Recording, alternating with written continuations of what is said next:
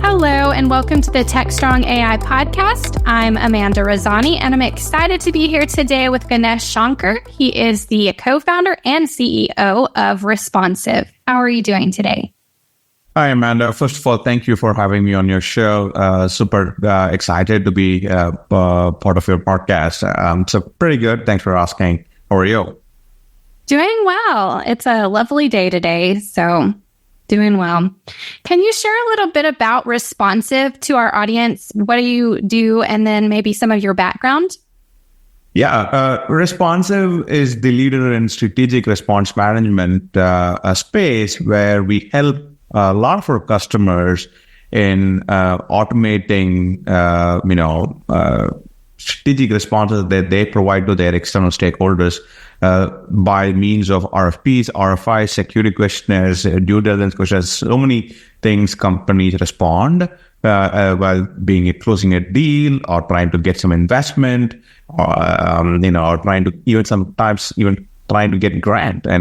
That's where we come into play. We help our customers to respond to such kind of questionnaires in a more effective way and in a compliant way also. About myself, prior to starting Responsive, I was a product manager working for an enterprise software company. Part of that is helping sales teams respond to RFPs. That kind of morphed into a startup idea. Here we are, Responsive 8 years later. Wonderful. Well, that's a good segue into our discussion today, which is how large enterprises, including some of the top Fortune 100s, are leaning on AI to drive faster and better responses, deliver higher return on investment and revenue. And so y'all recently put out a strategic response management report. Can you share a little bit about this report? What was it focused on? Who was surveyed? And then maybe some statistics? Yeah. So what we mean by strategic response management is, it goes beyond just responding to RFP. So it allows our customers to speak a unified voice across the board, where when they have been asked with a set of questions from external stakeholders, that could be your investors or that could be your clients or prospective customers, they're asking for information. When the companies wanted to share the most up-to-date information, which are compliant and as well as which allows them to win deals, that information is what we preserve in our platform, our Responsive AI-enabled platform. Specifically about this report, this is our second annual report, Amanda. This what we did is we kind of surveyed, a lot of companies who are either already using technologies like Responsive, fully adopted, or in the process of adopting it, or they've got it, still not gone to that, or even sometimes people who have not even, start thinking about a platform like this. We, in fact, just a little bit of a clientele we have almost 2,000 plus customers. That includes 25 plus Fortune 100 customers of Responsive. What interesting outcome that we got from this report is nearly 50% of a lot of these companies' revenues are tied to RFPs, bids, tenders and proposals. There are different names to these kind, but it was astonishingly a bigger number. It is not a small percentage. It's almost half of that their business or revenue is tied to these kind of answer to these proposals and RFPs. What that translated to it is 70% of that, increase in direct revenue is coming from these strategic responses. The more you respond, it is actually more, it is tying to the more revenue that you're generating. It's another finding that we came to know.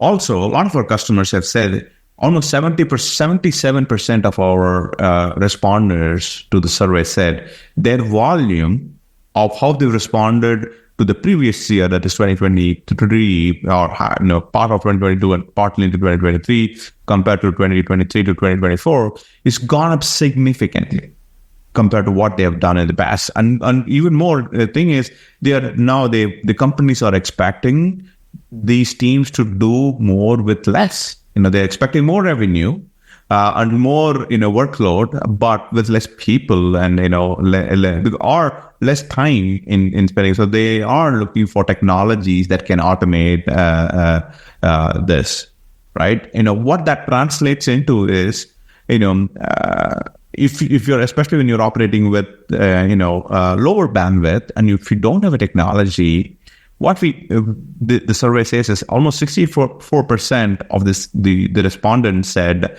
there is a high risk of misinformation going out the door if we don't communicate properly, if you don't have a unified voice, when everybody is spinning up their own piece of content, that puts the business at risk. It creates a liability for the business. So, almost 64% of the people said that is going to be the case, which is what brings to my last point. That tells me what another important finding is: almost a whooping 89 to 90% of the respondents said they are evaluating, or either they are already in the process of adopting or evaluating AI, to bring in AI into the mix of how to do more with less. Again, it's not a replacement. I want to say this is not a replacement for human beings. It is truly augmenting what humans can do. That's how we see, and that's how our customers are, seeing, because they see these are higher revenue growth is expected, and it is strongly evident from the report. Customers are looking for AI-powered SRM platforms like Responsive. I know there's a lot of stats. Hopefully that gives you some color. Yes, absolutely. It makes sense that they're looking at technologies to make up for having a lesser staff. So when it comes to AI, we know everyone's trying to harness AI in one way or another. What are some of the top solutions for AI, and how do people start implementing AI? There's quite a few of AI revolutions happening.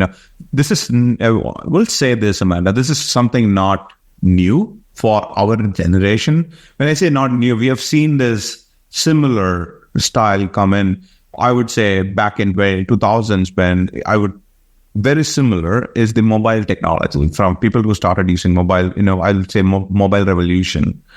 And in the later 2000s, we also saw cloud revolution, companies moving from on-prem solutions to cloud revolution. I think this is the AI revolution. But the difference here is this is coming much, much faster pace than the other two, at least in my generation. I've seen the mobile revolution and the cloud revolution. It was a little bit slower than it. Definitely at that time it was fast, but compared to AI, it was nothing fast as this AI revolution that we're going through.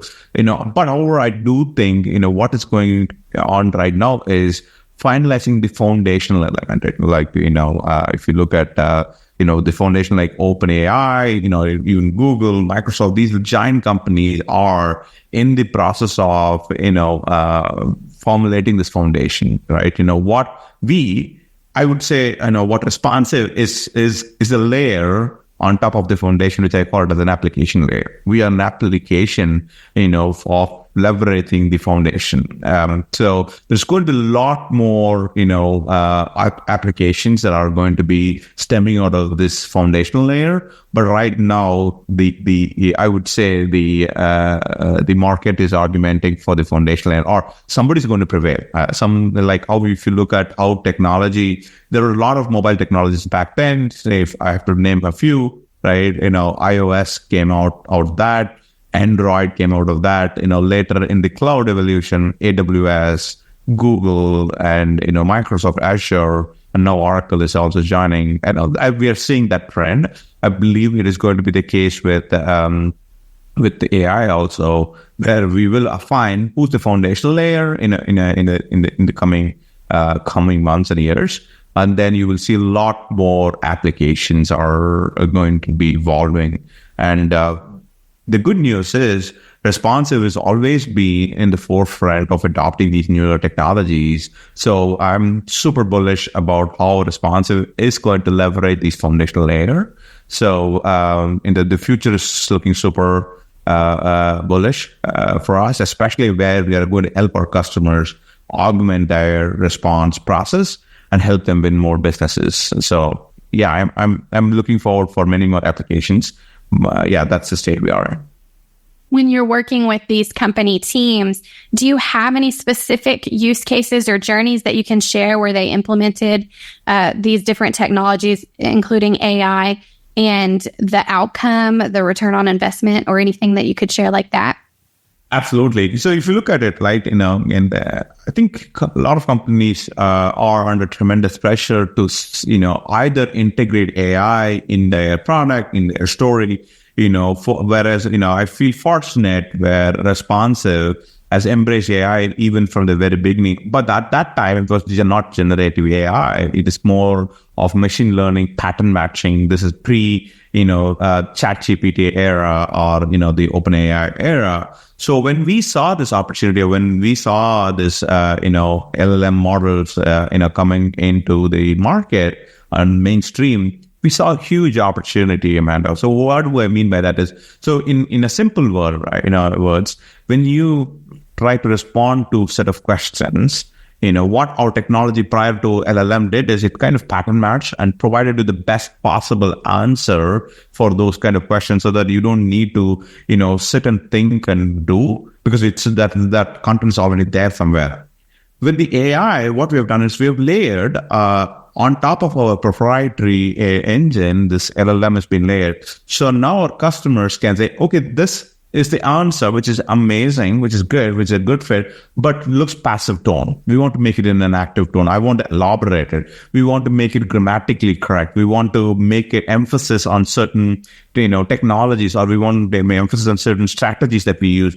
We have leveraged AI to help them strengthen their responses even, ever before. They are now going stronger with the right messaging. But fundamentally, the content is not hallucinating. The AI is not. That is where we are very careful about not let the AI to hallucinate. Rather, leverage your enterprise knowledge and use the AI to fine tune it or finesse it so that you are communicating with the right tone, with the proper messaging that you wanted to communicate. So, a lot of our customers who have leveraged are leveraging our AI, especially, for example, right, one of our customers, they said it used to be, prior to implementing the response, it used to be, for each question, it used to be taking about 20 minutes for them to answer. With our prior AI, they were able to do it in 12 minutes. That is almost 40% saving. With AI now, I think they are looking at about 6 to 7 minutes of answer. So you can imagine no solution was 20 minutes. With machine learning prior to it was 12 minutes. Now we're looking at about 6 to 7 minutes per question. These questioners can have anywhere between 200 to 300, sometimes even thousands of questions that come and hit our customers. You can imagine how much automation, how much time. More importantly, what we are realizing, Amanda, is not just the time saving. Time saving, especially the technologies that we have, I think it is expected. What are we doing with the time saving is more important. Now our customers are saying they are now responding to more RFPs, more proposals than ever before, which means they are approaching more opportunities that they were passing on before because they didn't have the bandwidth. Now they're saying, I'm trying to be on a deal that used to be, I wasn't part of it before because we didn't have the bandwidth. Now I'm actually being part of it. That even if you look at our prior, report, last year's report, it is very evident, that people who have adopted, they respond to 16% higher, RFPs that they other compared to their peers. That 16% translated to almost 35% of revenue, that dollar income for them, which means they're adding 35% more revenue compared to what they were not doing before. So that is what, you can talk about ROI. It's not just about time saving. It is the opportunity that I'm part of a new deal. part of a new opportunity is exciting. And that is the revenue impact that Responsive is making to our customers. Significant positive impacts in many areas. Yeah. Yes, indeed. Yes, indeed. So if there was one key takeaway you could leave for business leaders, what would that be? See, most important right now, everybody is, in a way, good and bad. Positively, AI is giving a lot of efficiency, creating a lot of opportunity. Also, it's creating a lot of noise. Get a lot of noise and, a lot of distractions. Each business leaders have business to run. It is very difficult for them to evaluate because I'm seeing technologies coming up every single day. It is a distraction somewhat. It is first thing is for the leaders, especially even for us at Responsive, we did this exercise. We want to understand what are we trying to accomplish as a business goal and align our business goals to the technologies that we want to evaluate. And then instead of starting from scratch, sometimes it is okay to go to your existing, partners or vendors and evaluate, see what are they in their roadmap. These are technologies that are getting mature. Instead of there's always going to be a new shiny object in the market. It is important. Should we evaluate or should we look into our existing opportunities that we already have to see if the roadmap is there? Are we with the maturity there? Can we be part of the process? Can we influence your partners to roadmap? So that is the step number one, because otherwise it's going to be a lot of distraction, a lot of noise in the market. So the most important thing I would say is to, find, what is your business objective and align to that, because there's going to be so much of new shiny objects in the market. So, the most important thing is not to get distracted. Yeah, absolutely. Sometimes AI might not be the best tool to solve the problem. Exactly. Yeah. All right. Well, thank you so much for coming on our show and sharing your insights with us today. Absolutely, Amanda. Thanks for having me. Super excited to listen in to your podcast once we go live. So hopefully it helps your audience in a good way. Thanks for the opportunity. Yes, most definitely. And thank you to our audience for staying tuned. And there's more coming up.